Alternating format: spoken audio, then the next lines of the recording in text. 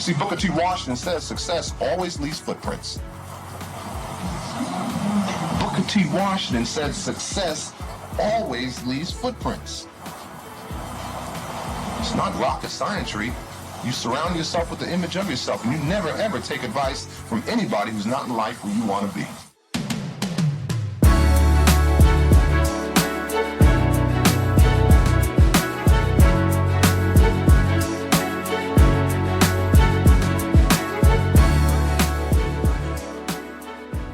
Yo, what's up, y'all? Welcome back to Black Excellence Daily. I'm your host, Sean Croxton. Thank you so much for tuning in. We've got Dr. Dennis Kimbro back on the show for your Labor Day episode. Today, the doctor is going to drop so much wisdom. There are so many success principles in this 7-minute talk. It can be very easy to miss some of them. So I want to point them out right now. Number one, in order to reprogram your subconscious mind, which is what you need to do in order to get the result that you want, it requires 3 ingredients. Number 1 is repetition. Number 2 is your goal, what it is that you want. Number 3 is feeling. So when we open up today's talk, Dr. Kimbro is going to be asking the woman, how often, if I were to go to your home and follow you around, how often would I be reminded of your goals? Those reminders, whether it just be you thinking about your goals, visualizing your goals, writing your goals down, reading your goals, every reminder is an impression being made on your subconscious mind. And with every impression that you make on your subconscious, you are shifting your subconscious to look like the person who you want to become. You're changing neural pathways in your brain to override old neural pathways that may have been keeping you from getting what you want. And when you change your brain, you change yourself. When you change yourself, you change your decisions and your actions. And of course, you get brand new results. But it's not just the repetition. It's not just the goal. It's the feeling as if it's already done. You can just do repetition. You can just do goals. It's not going to work very well. You need to feel it, because when you feel it, you trick your subconscious into believing that it's already true. And that gives you the greatest shift in your consciousness and your being. And when you become something different or someone different, you do something different. When you do something different, you get much better results. Now, if you listen to both of my podcasts, Ed Milet is on the show today. And at the end of his talk, he is discussing the reticular activating system, which is a part of your brain at the base of your brain, which acts as a filter. It filters your reality. So when you tell your brain exactly what you want, the reticular activating system will filter out the things that don't align with your goals.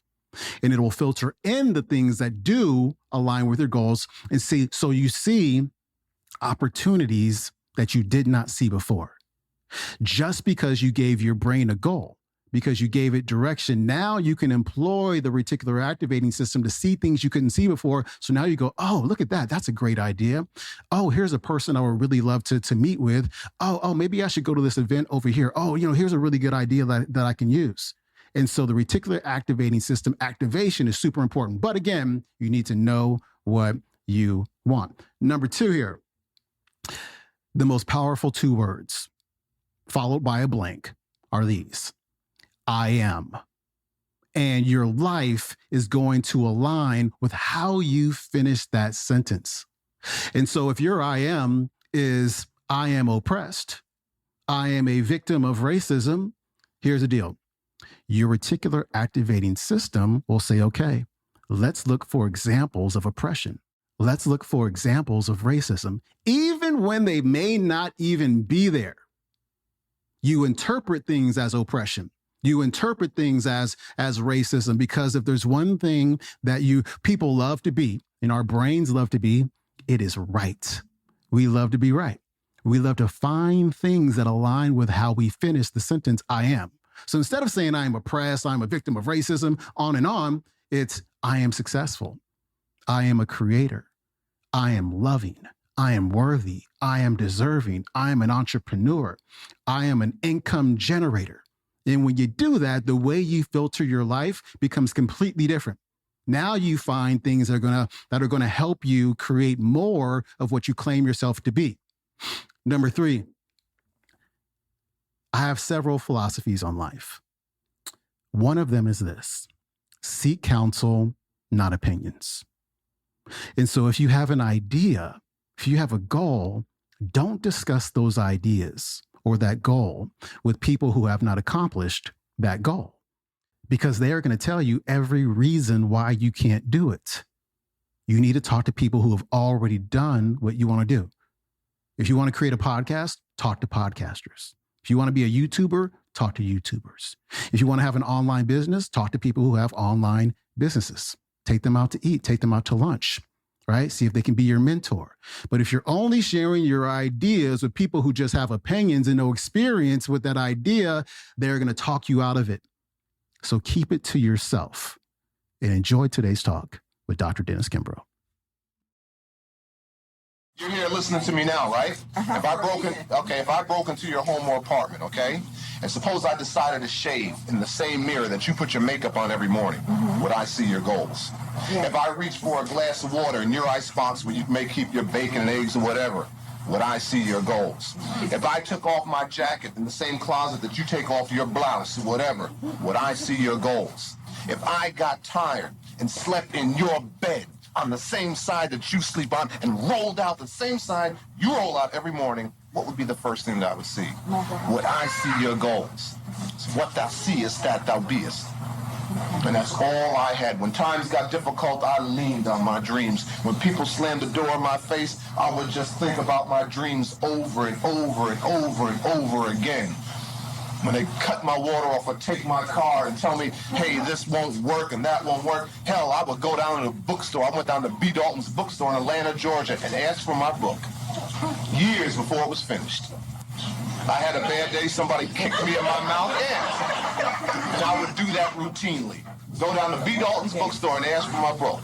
Go up to the desk and I asked the manager, I said, do you have that book? It's about blacks and achievement, and she would say, who's the author? And I said, some guy named Kimbro, and she would go to books and print and look it up and couldn't find it there. Then she would go to the microfiche and couldn't find it there. Then she would look on her computer, and a couple times they even called Ingram in Nashville, Tennessee, the distributor. She said, now who is the author? I said, some guy named Kimbro. She said, are you sure about the title? I said, yeah, the book is #1. It's taking the country by storm. Everybody has it. You know what I'm saying? And I did that several times. 2-3 years before the book came out. And don't you know, when the book came out, I had a very, very, very successful book signing in that same book. And it was a book, and the author's name is Kimbro, and it is a bestseller, and everybody has it. So I don't care what I don't care what others say. It's what you say. The most important conversation you'll ever have is the one you have with yourself. I can't control what the rest of these guys are going to do. I can't control that. The only thing I control is what goes on in here. And I can live my life in advance. That's all it is. All you are is a blank sheet of paper in the mind of the Creator. You come into this existence with 2 words. Our Creator gives us 2 words, I am, and leaves it up to you to fill in the blanks. Some folks say I am rich. Some folks say I'm healthy. Some folks say I'm prosperous. Some folks say, hey, I am wonderful, whatever. And then you got a whole contingent of other folks say, hey, I am downtrodden. I am down and out. I am poor. I'm impoverished. You fill in the blanks. Our Creator doesn't know who's rich and who's poor. Our Creator doesn't know if John Johnson is worth $150 million and T. Boone Pickens and Ross Perot are billionaires and some poor black woman in Oakland is, trying to put an existence together. Our Creator doesn't know that. The only thing our Creator knows is the thoughts that you send out. And you can put anything that you want. See, that's what's meant in the Bible by Judgment Day. See, the Bible tells you Judgment Day. We've been taught Judgment Day. If we've been good, we go to some place called heaven. If we've been bad, the Creator pulls a trap door on us and we go to hell. That's not Judgment Day. Judgment Day is the day in which all your thoughts become things. You want a different Judgment Day to think different thoughts. Right now, this is my Judgment Day because I thought these different thoughts. That question about how you began writing. How I began? If a person wants to write, what you want to write? You want to write? Then write every day. Okay. You write every day. Okay. You write every day. Okay. You write every day. Okay. And you can ask Pat, she's sitting right next to you. There's times I sat at my computer, and I got 3 computers at home. And I would sit at that computer, and sometimes the ideas did not come. And when I'm right, like I got a deadline now, I got a book coming out in November in which I got to edit some things on, and I'm just praying the ideas come. Because it's not a pretty sight being in the house with me with no ideas coming. Pat can tell you that. I mean, there was one time on this meditation book, or several times in the meditation book, the ideas just didn't seem to flow. And one time I got up out of the bed at 3:30 in the morning, and Pat heard all this rustling. And she said, man, what are you doing? She cut the light on, and she says, you're on your knees praying for an idea, aren't you? I said, that's right. Write every day. Writing means rewriting. You want to be a writer? You're a writer. You surround yourself with the image of yourself. Why is my book a bestseller? Because I did one thing right? No. My book is a bestseller because I did 90 things right. Besides interviewing all these black achievers, I interviewed 6 best-selling authors, asking them, how do you write a bestseller? I interviewed Charles Garfield, who wrote Peak Performers. I interviewed Harvey Mackay. I interviewed George Gilder, who wrote Spirit of Enterprise. I interviewed Robert Shook. All best-selling authors. And I asked them, how do you write a bestseller? And they told me, and I put it all down on a piece of paper, and I just did it. You see, Booker T. Washington says success always leaves footprints. Booker T. Washington said success always leaves footprints. It's not rocket science-y. You surround yourself with the image of yourself, and you never, ever take advice from anybody who's not in life where you want to be. Would you?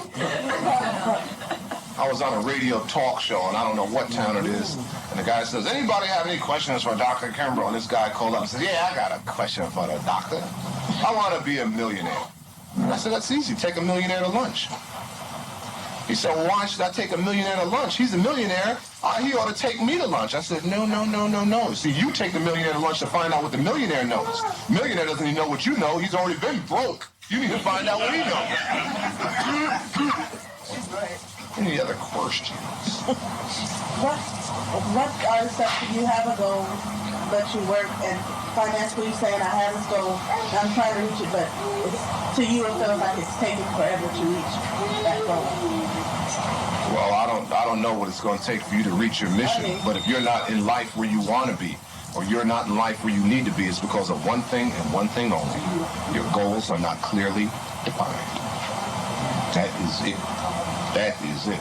There's black men and women that came from dire circumstances. I mean, when I heard some of these stories, you see, I'm not telling anybody in this room that you got to become a Rhodes Scholar like Bonnie St. John in Los Angeles, and you have to do it on one leg.